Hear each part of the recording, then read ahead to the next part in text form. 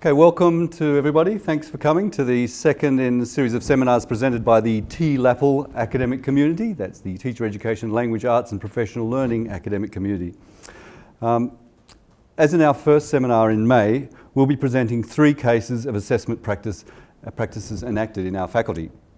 Jane and Kelly, well, Kelly's not so well, so Jane's here on behalf of the two. I'll be looking at a range of authentic assessment tasks they've set for their students. Marianne and Katrina will be telling us about international students' engagement in online discussions and the prospects of this for assessment. And Scott and I will be reporting on the use of critical autobiographies in English methods assessment. Each presentation will be about 10 minutes long, just as we did in the May session. It'll be followed up by a couple of minutes of discussion just with your neighbours, and then the next presentation will follow after that. I'll be trying to keep a tight rein on time so that we have sufficient space at the very end to have 10 or 15 minutes of discussion, so let's hope that we can do that. Okay, so documenting and assessing our students' learning in an age of evidence. Bubbling underneath all of the cases we'll be presenting will be some tensions that we all feel, as suggested by these 2 images. On the one hand, our obligation to monitoring, surveillance, gathering evidence, and reporting on the evidence that TMAG, that's the Teacher Education Ministerial Advisory Group report, requires us to do. And on the other hand, our commitment to nurturing and developing professional, knowledgeable, and ethical teachers and teaching communities for the future. I want to just take a moment to frame the seminar with some reflections on what we've described in our title as an age of evidence that we're currently working in. This age of evidence, powerfully illustrated in the TMAG report, has been seen by many writers as a reversion to the bleak vision of 19th century education in England that Charles Dickens satirised so savagely in his comic novel Hard Times. In TMAG's preoccupation with narrow forms of evidence in teacher education, we see Dickens' dour figure of Thomas Gradgrind from Hard Times brought to life once more. It's almost as if TMAG were channeling Gradgrind. Now, apologies to Charles Dickens. Can I ask everyone to just read this version of Gradgrind speak?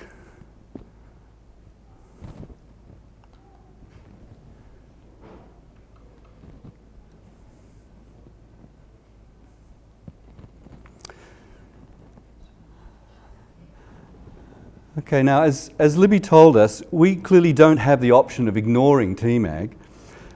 We need to find ways of working with it, and at the very least, we need to be asking, what do we mean by evidence?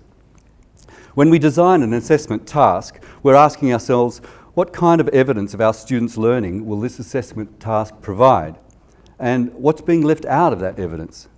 What are the consequences for us generating only a very narrow range of evidence in our assessment tasks? And what are the consequences for our students' learning, and what are the consequences for our work as teacher educators? Now, I don't think the solution is, as I heard from a senior academic in another faculty just last week in response to this question, who said, without any kind of irony or without any kind of questioning, we need to teach in ways that have measurable outcomes. And I think a statement like that is worth pondering and reflecting on, because surely if we only teach in ways that have measurable outcomes, then there's a cost.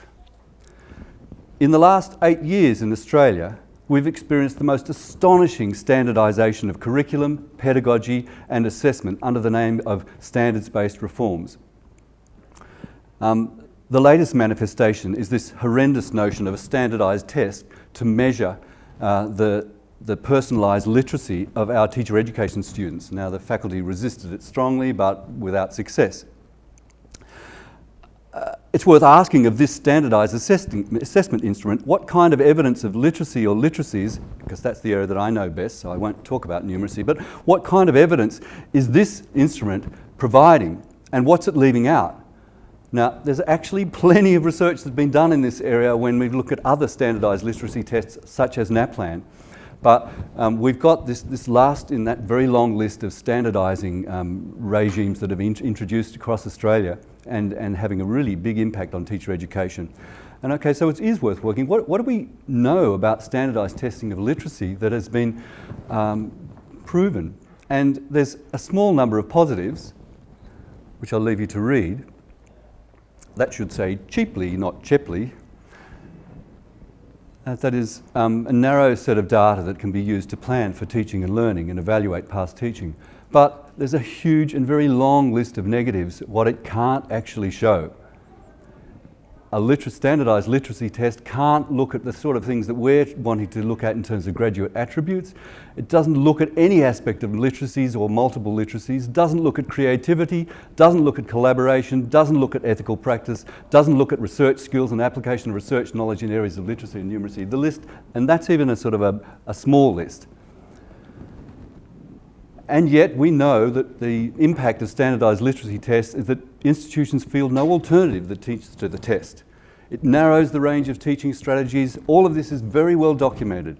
It narrows the range of knowledge and skills that's deemed important for learning, strong disincentive for experimenting, risk-taking, strong discouragement of creativity, collaboration and critical thinking.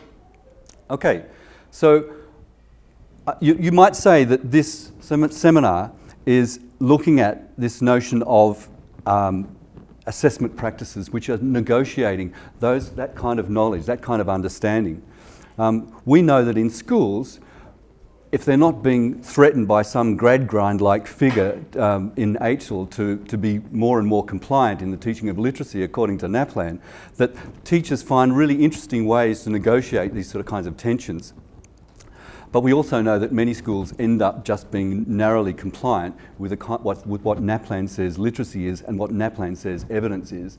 And clearly that's something that we as a faculty and we as an academic community are really interested in. So this seminar is presenting some cases where each of us, the 6 of us, is negotiating those kind of tensions of needing to provide and comply with a Gradgrind-like TMAG agenda, but also assessing in ways that we believe will help to nurture and develop professional, knowledgeable and ethical teachers and teaching communities for the future. Okay, so with that, I'll hand over to Jane now, who's going to speak on behalf of Jane and Kelly. If we can just bring up that other slide for Jane and Kelly. So while that's coming up, I send Kelly's apologies. Kelly and I have worked for the last 2 years with 2nd, 3rd and 4th years in a partnership with Melbourne Football Club, which has been an interesting experience with some lovely moments of joy and some moments of tension. Kelly is unwell at the moment, but I'm sure she'd be delighted to speak to you. She gets very excited about the digital part of this and is happy to speak, I'm sure. So we've called our session... Use that one? Yeah. That one? That's right. Oh, sorry. We've called our session I Didn't Know I Knew So Much, because that was actually what one of our students said. She was very excited, 4th year, and she'd had her first interaction with a player, and she came out, this is from last year, and she came out and she said, I actually didn't know I knew so much until I had to start talking to someone who didn't have a literacy background, and she said it just all came together. So we had our focus on looking at alternative assessment tasks, and we targeted a couple of units across the undergrad course. Our context, as I said, was the Melbourne Football Club, and we worked with a program called Read Like a Demon.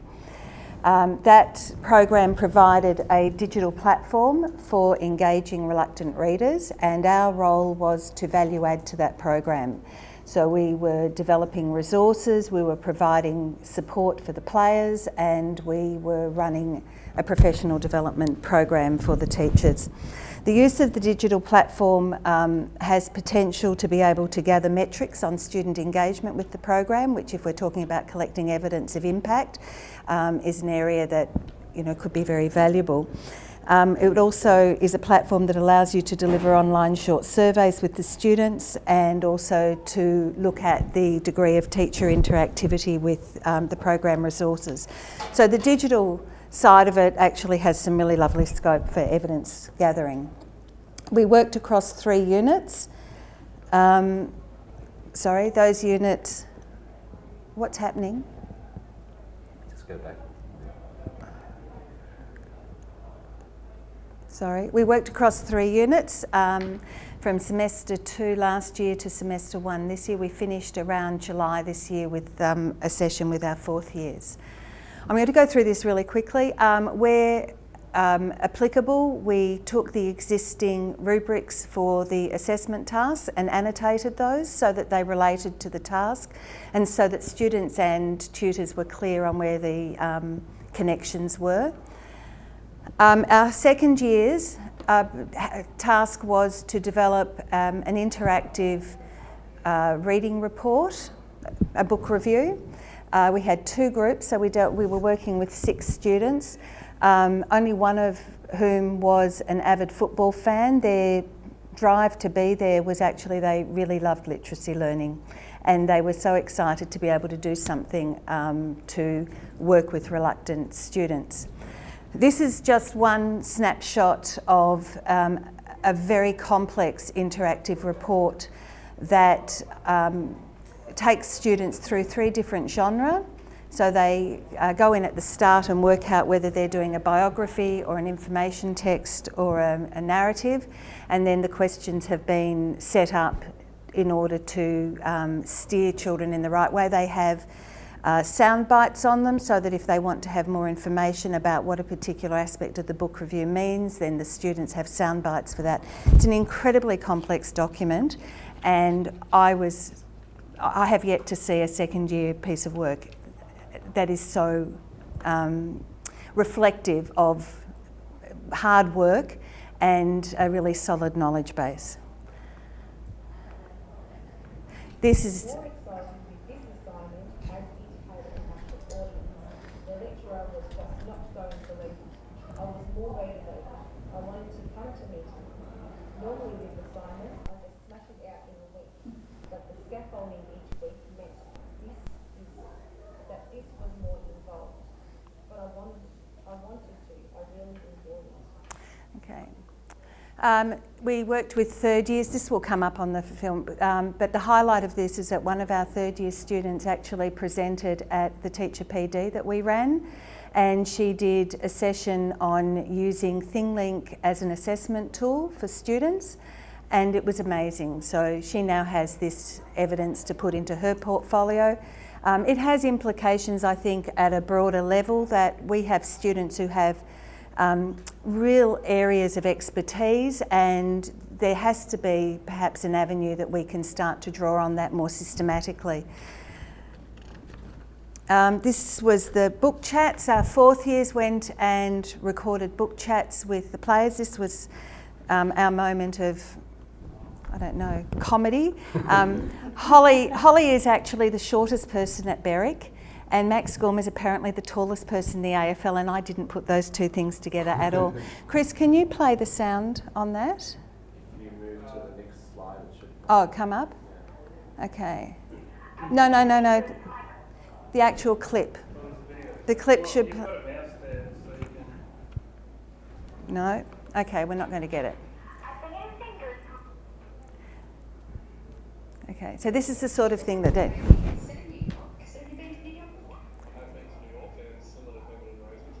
Australian history, war history, and then obviously sport biographies as well. Okay, so the book we're looking at today is 1 Minute Silence by David Metzenby and Michael Camilleri. It looks at school students remembering Anzac Day with 1 Minute Silence. Is that something you remember doing at school? Okay, so the students had to use their knowledge of comprehension levels to be able to frame questions, to engage with the player, and also to start to set up a discussion around the book that reluctant readers were going to be interested in. And Melbourne Football Club did a fabulous job with the clips on that. So this was...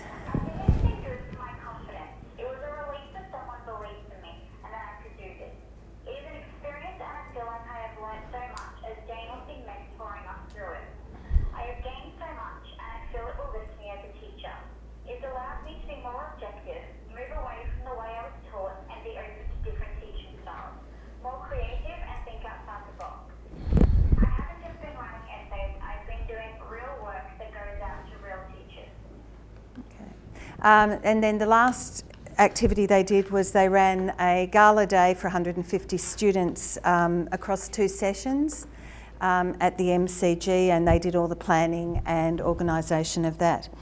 there's probably too much there to go through in terms of the clips, but when we were analysing the focus group data, we came up with two things. One was this shift from I'm learning to do it to I know now, and that level of confidence, even for the second year, seemed to change how they then approached other units of work. They started to think about trying to look for the deeper connections across units, and they certainly, I think, felt that they had something to offer back to the profession. So that was really quite lovely.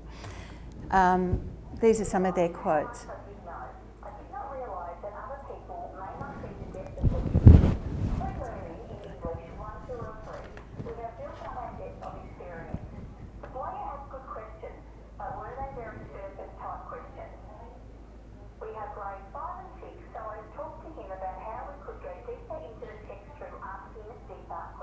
Okay, and we're running out of time, as I always do.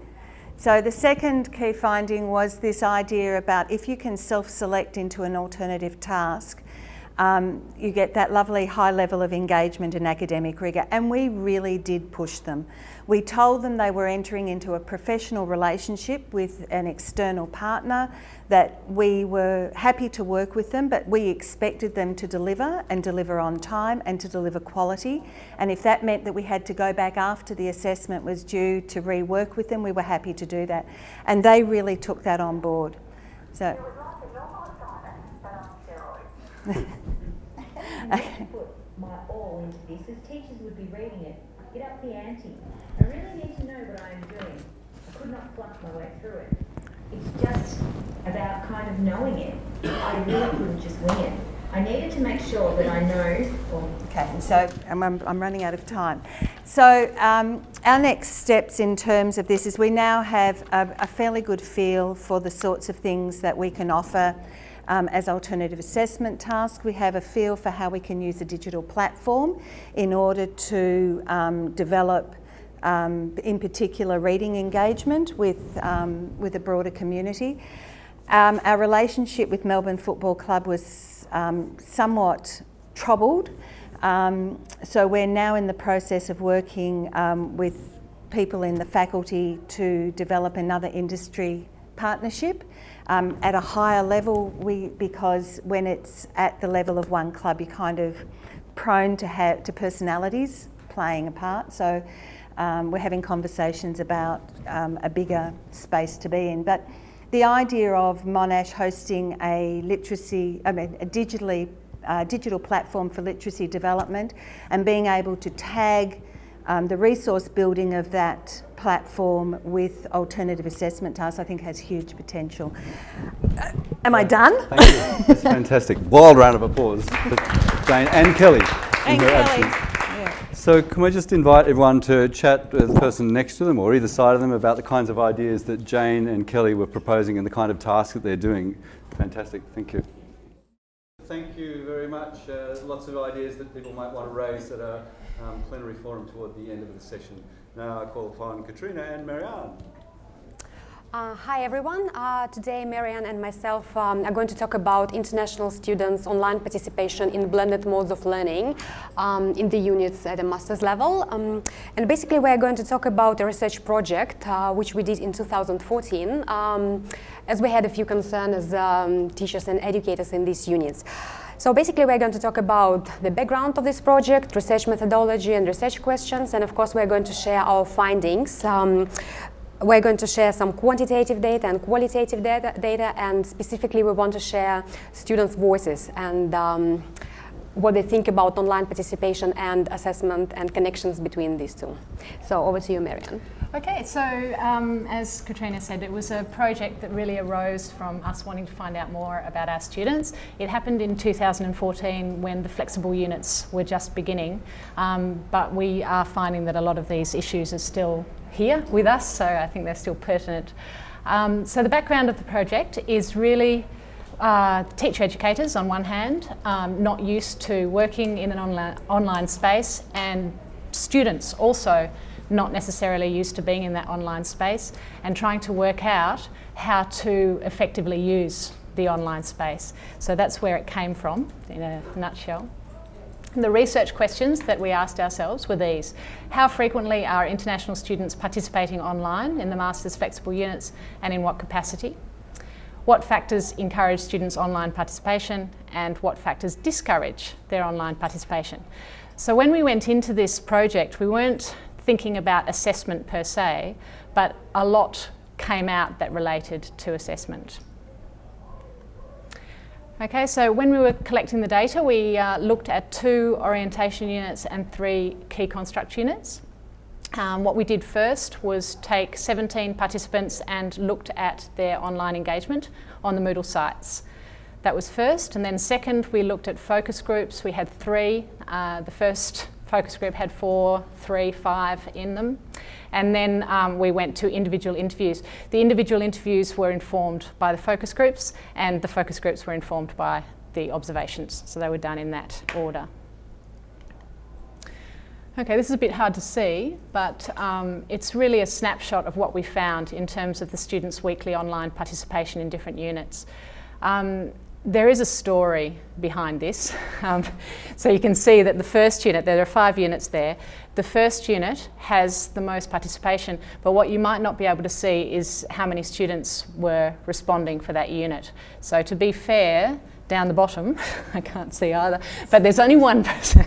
There's only one person. So in that unit D and unit E, that unit E student was extremely engaged, but in D the student didn't engage at all. In the first unit, assessment was tied to weekly online engagement, and you can see that there was a spike of engagement in week 6. So it's quite clear that that was the assessment week. They had to do something in that week. So that's just a snapshot of the online participation. But what we really would like to do is spend most of the time, the remaining time today, just giving voice to the students. So what we have are quotes, and the quotes really are there to show the way that students were thinking about online participation. So the first point, which is really important, is that there were students who weren't comfortable. And I'm sorry, I don't have the exact numbers. If you're interested in reading the report that we wrote, we're happy to send it out to you. But there were quite a few students who were uncomfortable with online participation, and these are the reasons. So they don't think it's significant enough for the group to read my post. I don't have time, meaning that I need more time to make it significant. So they didn't just rush off their answers, a lot of them. Another thing too was that they didn't really like the fact that it was being recorded. They didn't want it to be there for posterity. It wasn't like just asking a question or saying something to a teacher, and they felt that quite strongly. So the first thing about engagement was this lack of confidence that was coming through. Okay, and the next here was being a voyeur, so to speak, and we were thinking that there was a difference between engagement and participation. So the students here who are giving these quotes they engaged, but they didn't participate. So they were interested in reading what other people said. The first student, for example, says, for Unit B, I saw lots of resources like PDF, because we can sometimes read others, especially online students. We can read their works, like their answers, activities, but actually not ours. Because for me, I didn't involve a lot in these activities, but it's easy to read others. So this particular student was talking about other online students. The second student as well was talking about participating in discussions and not wanting to, but getting a lot out of other people's participation. And the last one is very interesting. So basically the last one is saying, well, I'll wait, and the lecturer in the face-to-face session will answer the question. I'll wait, this kind of question, because when I try to read the article is too hard to understand, especially for international students. So this has a lot to do with assessment, really. So they're just kind of knowing that somebody else will answer the question. Okay, so the last quotes here are directly to do with assessment, and we found that assessment was a major theme that came out of the report. And the way that students talked about assessment in relation to online participation was that's when they decided to participate. So mainly they chose not to. But if assessment was in the way, so to speak, they definitely participated. It was a very big draw card for them. So this meant that they were participating in some units a lot more than they were participating in others, because in some units their online participation was connected to the assessment, and so they were choosing to do that.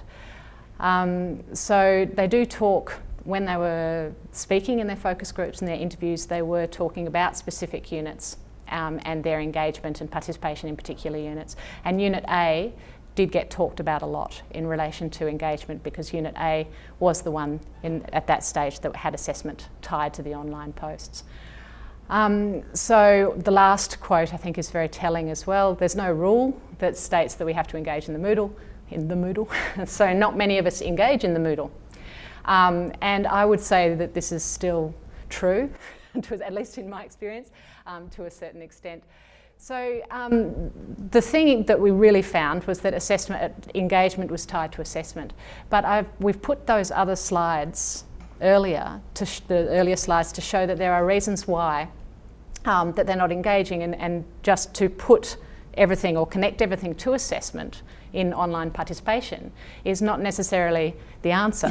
It appears to be the answer, but I think if you think that students, what they're saying is that they're not confident, that it's taking them a long time because they have to polish something so well before they want to present it, how much time do we want them to spend on these online activities? So that's a question that has come out of this. And also the whole idea of being a voyeur, the whole idea of being able to engage without directly participating. So if you are in a face-to-face class, or if there's group work being done, how much do we expect everybody to be speaking in that group? How many people are actually really vocal and dominant in the group, and how many people are learning from the others? And so it's definitely, this report and what I've done since has given me pause to think, what am I doing? So do I put assessment each week? Why would I do that? And also, are there spaces where the students can hide and they don't necessarily have to be the dominant voice? And if so, how do you assess that?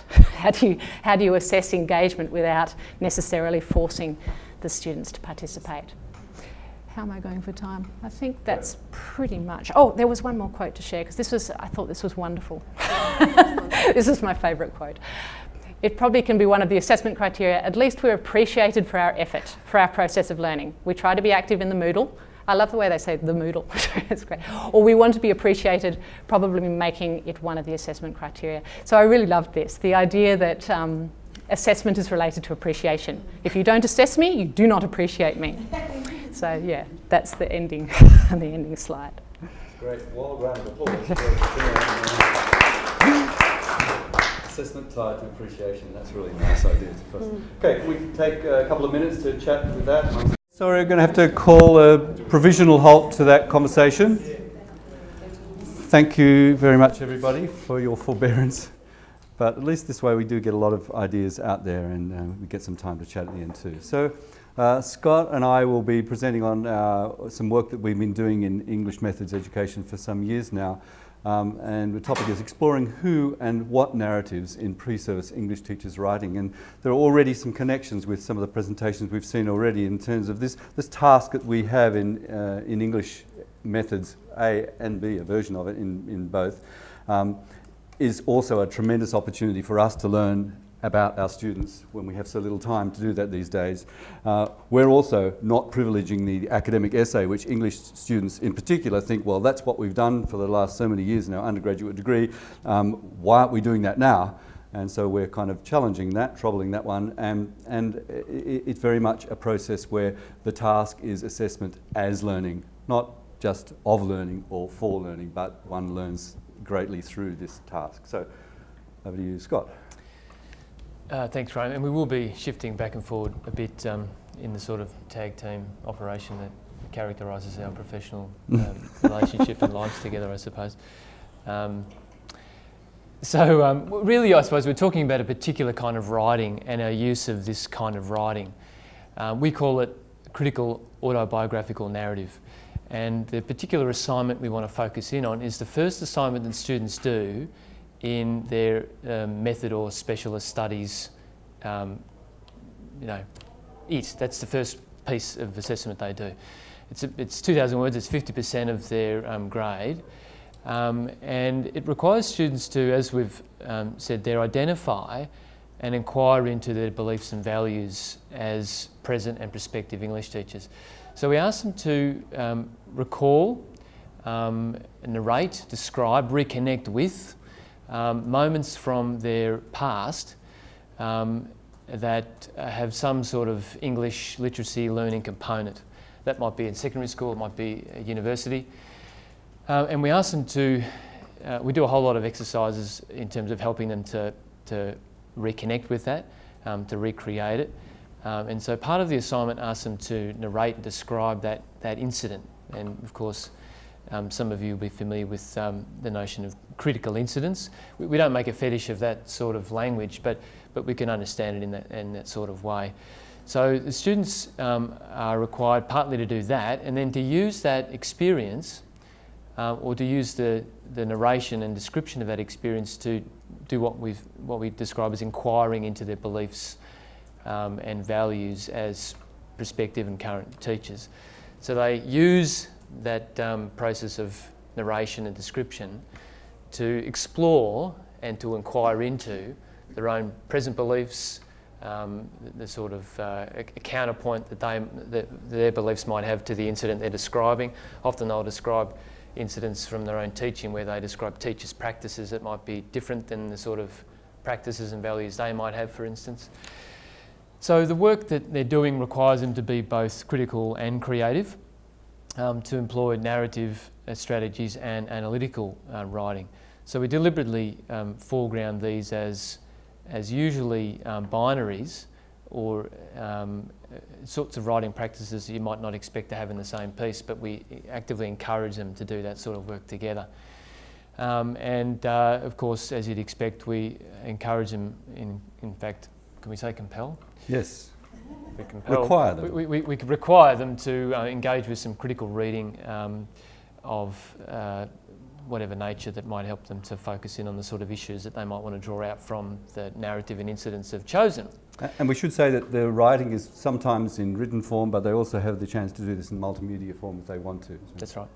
So Okay. that's just in terms of a brief overview of the assignment. Okay, so we also present this as kind of an authentic task. It's not the kind of task you just do at university, then thank God you have to leave it behind and become real teachers. We're saying this is the kind of work that people are doing in teacher education and professional learning throughout their careers. And so yes, we're doing it in pre-service English teacher education, but for instance, we talk to them about the kind of work that we're doing, Scott and I, in leading a professional learning project which features teachers writing, and you can see an image of at the Victorian Association for the Teaching of English, where we have groups of between 20 and 40 teachers coming together and writing about their practice and their beliefs and values, etc., as part of a community of practice. In English methods, it's the English method unit, but throughout the profession there are other forms of communities operating. And we also show them that this is the kind of work that they can do throughout their careers.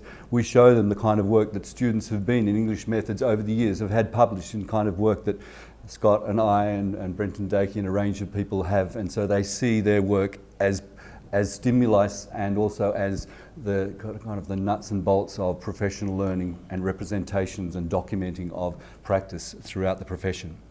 In fact, some of their work has been published in these various publications, Absolutely. the work that they've written for this assignment, in some of the images there Graham's shown. So our point is to try and show them the way in which the writing we're encouraging them to do is not simply for some sort of accountability purpose at university, but that it provides a way for them to think about their professional engagement, professional identity, professional being, if you like, as a writer, as an inquirer into their practice and work. We have found Adriana Cavarero's work in this book in particular. It's called Relating Narratives, very interesting book. Cavarero is an Italian feminist philosopher. Anyone who's interested in that sort of stuff, we'd encourage you to have a look at this book and her other work. But we have used her work to try and think about the way in which the writing we're asking students to do in this particular assignment and other related assignments provides a space where they can explore and negotiate different types of narratives. And Cavarero talks about what and who narratives. And so the writing, as we've conceptualised it, provides an opportunity for students to grapple with and to think through the different ways in which their professional life, their professional work is framed and mediated by these sorts of narratives. So what narratives we might describe in an education context as focusing on the generic dimensions of teaching practice. So, and of course we're all familiar with the way in which standards, documents, like the Australian Professional Standards for Teachers are generic standards and require teachers to do particular things. They define practice in particular ways and tend to delimit quite in a narrow ways the sorts of practices we'd want teachers to engage in. We also think of what narratives as particularly monologic, authoritarian from the work of Mawson and Bakhtin, for instance. These require often our unconditional allegiance. They permit no play, and in a particular phrase, no spontaneously creative stylising variants. In contrast to that, Cavarero talks about who narratives. For us in education, in this particular space, we think of these as focusing on the particularities of the lives and the experiences of our particular student teachers and the ways in which those are culturally, institutionally mediated through various sorts of dimensions. So here we're talking about the histories, the particular histories and biographies of our student teachers we're working with, and the way in which they can enact those in their writing. The dynamic, unrepeatable uniqueness, if you like, of their stories and experiences. And so these pieces of writing, in the way we conceptualise it anyway, through the help of Cavarero, allows student teachers the opportunity to negotiate these different narratives in their work, where they get told what to do and what to be by particular standards-based reforms, and where they enact in counterpoint to those their various lived and experienced ways of being teachers. So it's interesting work, and it provides us a base for thinking, I think, more theoretically and conceptually about the sort of writing that's going on here. Okay, so we've only really got time to show you the kind of ways in which some people engage with this. One of the both problematic and incredibly rich aspects of this is there isn't a generic template for students to say, okay, so what is this piece going to look like? Well, we do that because over the years we've been doing this with our students so much, and we have so many rich examples of them. Almost every student who submits something is submitting something which has got strong who dimensions, which means it's different from everyone else's. And so it's tremendous for them to actually, having been perhaps almost inculcated into think of it. Writing is about either this kind of an essay or that kind of an essay or that kind of thing, and all of a sudden writing is actually not that. And indeed, if writing is only that, then students don't learn much about how to write by the time they finish school.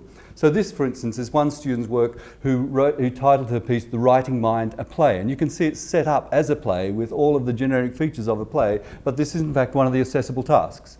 So you can see it's set up, the play is designed to assist the narrator as she finds her identity, and already you see that this person is writing in the third person about herself and her development. It's incredibly rich in terms of the creativity that's gone into it, but let's just have a look at a part toward the end so that you can see the way in which the creative is integrated with the critical. So you can see that there's been a range of critical incidents that this person has presented, and then she says, the narrator appears stage right, spotlight up on the narrator. This is one of the last classes I took before graduating from university. Judith Butler, which is one of her lecturers, very famous lecturer to be able to have, helped to facilitate the ideas, and she talks about that. Then lights down, new scene. And she opens up a new way of thinking about and reflecting on her experiences. These two classroom settings, both formative for a narrator, represent teaching modes that approach writing literacy using discrepant pedagogy. You can see about halfway down she starts to incorporate these critical references which have been in our course. The students take an active role in their own learning rather than compliantly doing what they are told to do. Reference Alan Griffin, another reference, contributive viewing. So you can see that they're actually drawing on these multiple creative and analytical in the one piece, which is a really powerful and meaningful task for them, for the vast majority of one we should say. And look, there are so many ways in which this is really powerful as an artefact that they are and a practice they learn through doing, but every one of them is actually another task that students learn from engaging with and talking about. And so you can see the aspects of the generic what narratives and distinctive who narratives coming through it. You see the very situated sense of herself as an emerging educator coming through this. You see the very kind of the use of texts, the dialogue between texts that this person sets up. You can see that she's actually bringing together this who and what as not sort of binaries, but that's the stuff that she as a pre-service teacher is grappling with. And so they're the sorts of things that we find are coming out of this task. And so we briefly want to finish here. It might be a little bit liberation theology for some of you, but you know, that's the space we sometimes play around in, I suppose. We might not call it that, but this idea of hope as an ontological need. So we're happy to leave that up there. But for us, we find this writing and our engagement with it, our, if you like, assessment of it, provides a range of hope for us in terms of thinking about the ability of these pre-service teachers to negotiate the sort of tensions and difficult policy environments they find themselves in when they go out and teach, that we have hope that they can do that they have an opportunity to use writing to do that, and that you know, that we hope puts them in a really good position to navigate the sort of tensions they might have to navigate and that they will have to navigate. And I suppose we should only say that the writing is also significant for us, and I think for many of us, writing about our own professional practice can also allow us these sort of opportunities, and we all face difficult policy environments and conditions.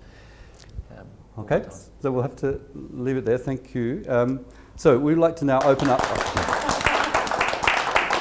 We'd like to open up the discussion now to anybody who want to ask a question about Jane's presentation, Marianne and Katrina's presentation, or our presentation, or maybe just ask, make a comment or raise an issue about all three together.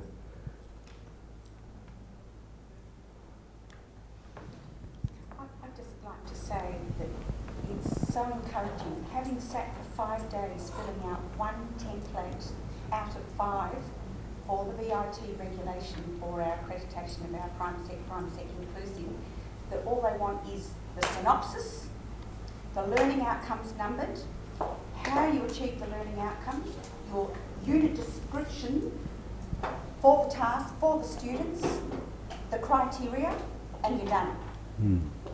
And that I would hope that when we get into the phase where we report on what we achieve, that we can capture what everybody's doing.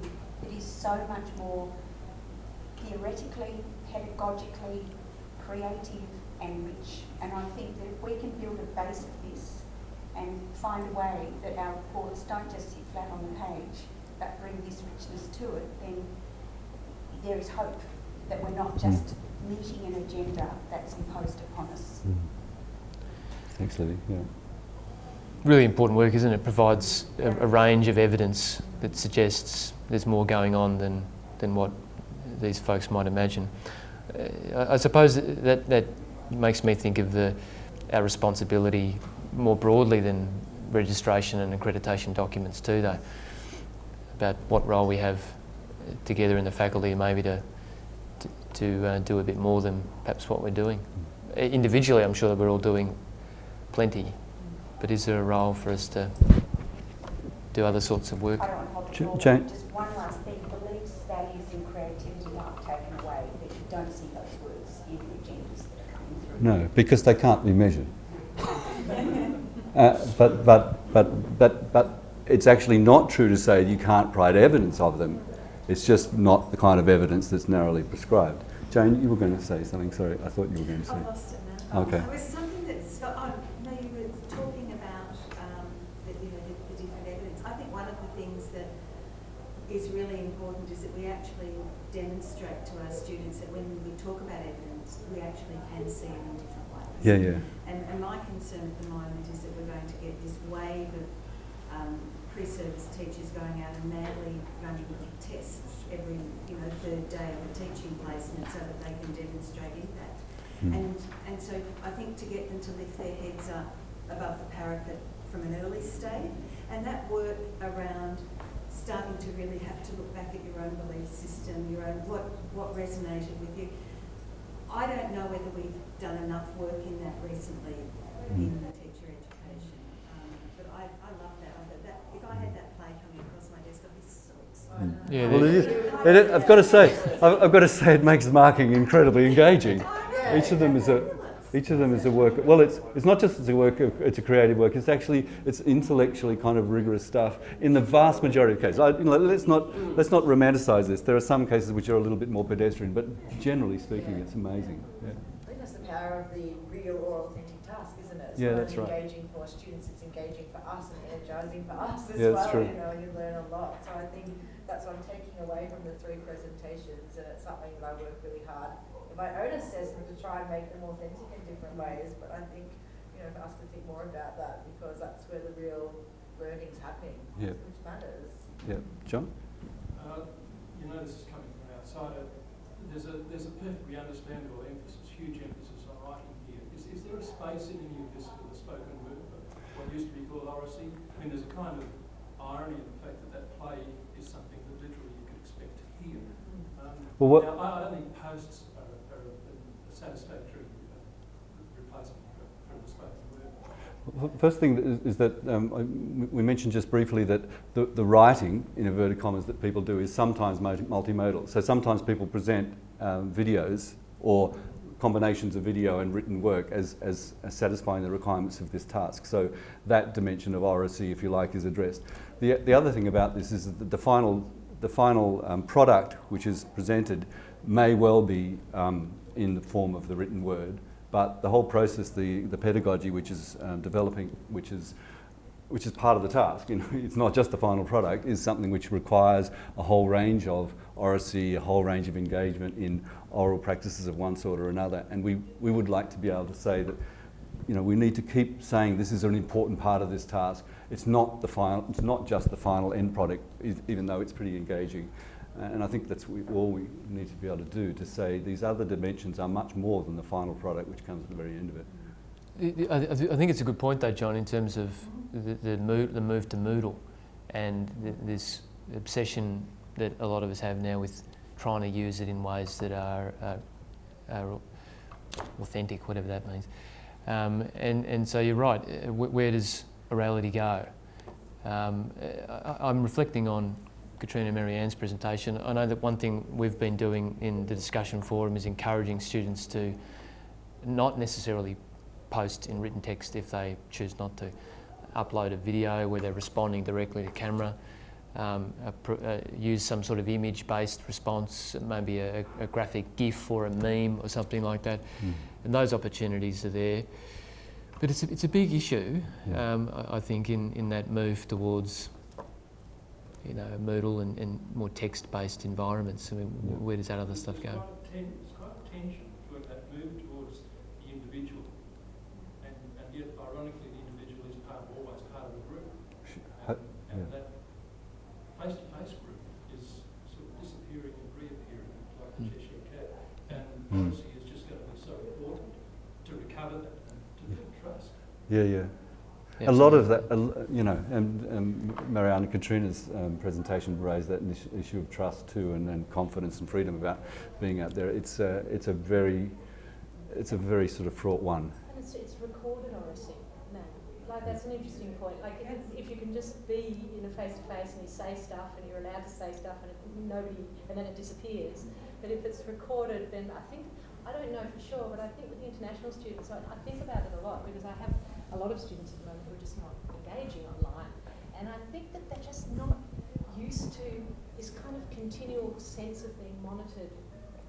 Like they give an assessment and that's the assessment, and all the oracy, all that kind of formative stuff, it just goes away. They don't have to, it's not there, it's not so concrete. And not just for international students.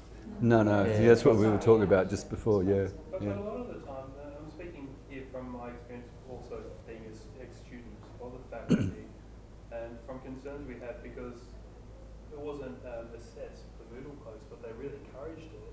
But every sort of point of topic has a natural time, a lifespan. If you've got 80 people in a cohort, the discussion maybe ended after 20 people have talked. Like what you can get. Now I know that some people gaming a bit by hiding everybody's responses and then showing it, but then that's bringing other issues into play too. So then, why? I don't know. I just find I find it really interesting that there's this big push for that online engagement, but what is that end point?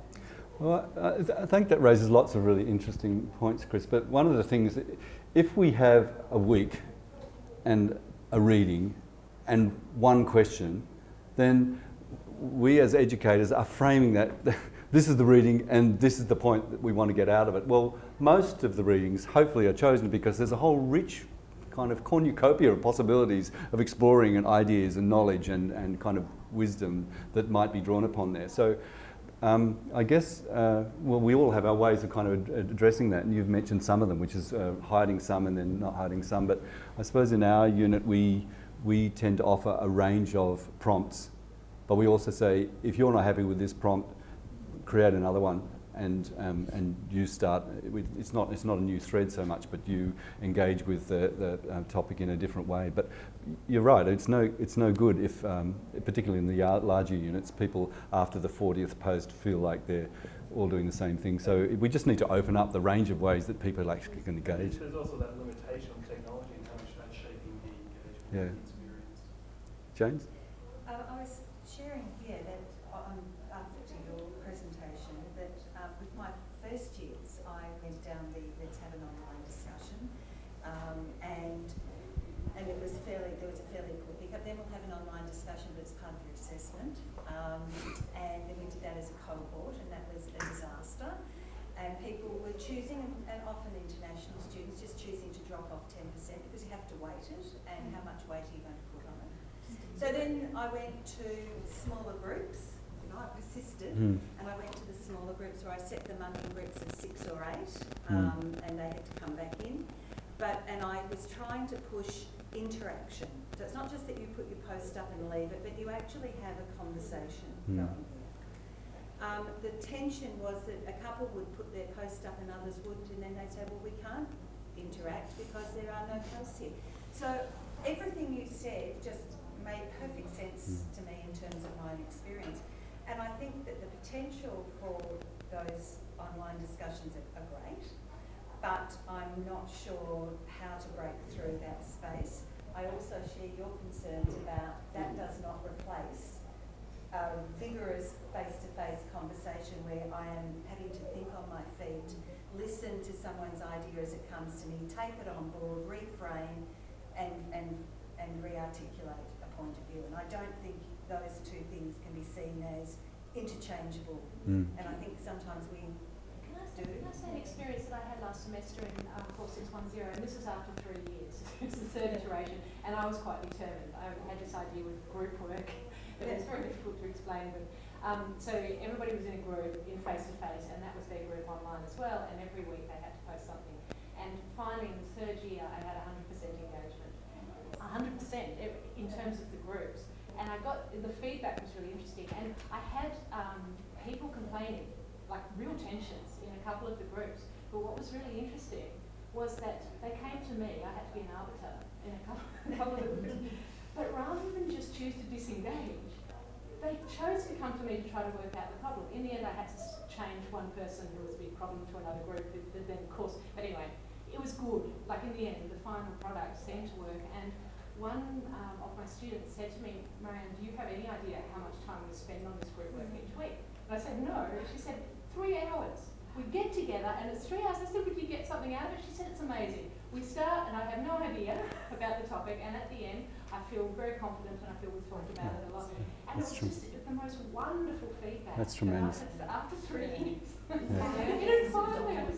Is it that setting up the face-to-face, do you think, that builds the relationship? The issue was that it had to be face-to-face, and the international, and they were pretty much all international students, and they were getting together physically. So even in the online weeks, they were getting together physically. And I do think that face-to-face element is really important.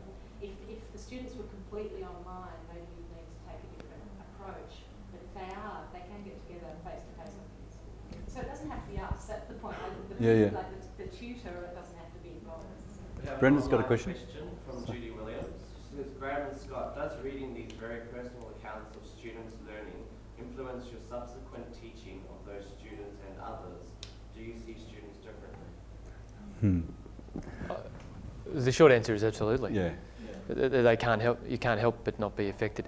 I mean, Graham might want to respond, but just briefly, one of the big challenges we've had, of course, is going from the PGO grading of specialist methods units to regular grading, and keeping an assignment like this that is often very personal. And the PGO allowed us to respond in ways to those assignments that meant we weren't necessarily assessing students in the same way, and it provided us some flexibility. We are, I think, yet to resolve completely, even for us and our sense of how we do it, the new regime around the grading of these assignments in a different way. But you know, that's a good question.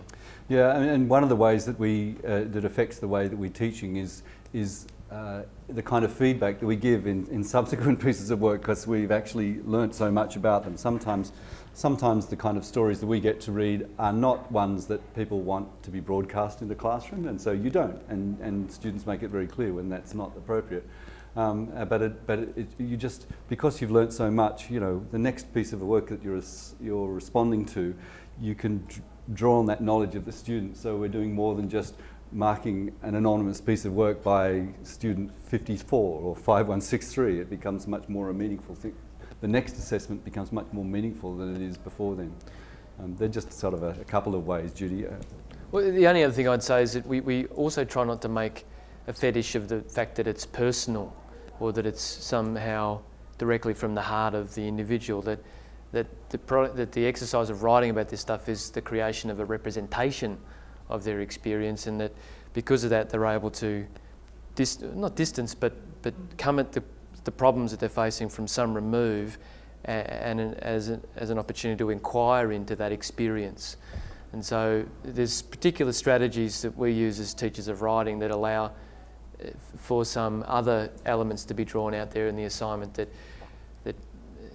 mean it doesn't have to become a sort of confessional exercise for students necessarily. In fact, we're always arguing it should be something more than that anyway. But and the requirement to use critical references is often the thing which facilitates that. Look, I'm conscious that we've gone over time. It's fantastic we've been able to go a couple of minutes over time, but I really appreciate everyone's willingness to stick around and have this conversation. Thank you for the forbearance of those people who are under the pressure of me saying, we must finish. I've really enjoyed the conversation. I think everyone else did, so wild round of applause for all of us. And may the conversations continue elsewhere and another time. Thanks.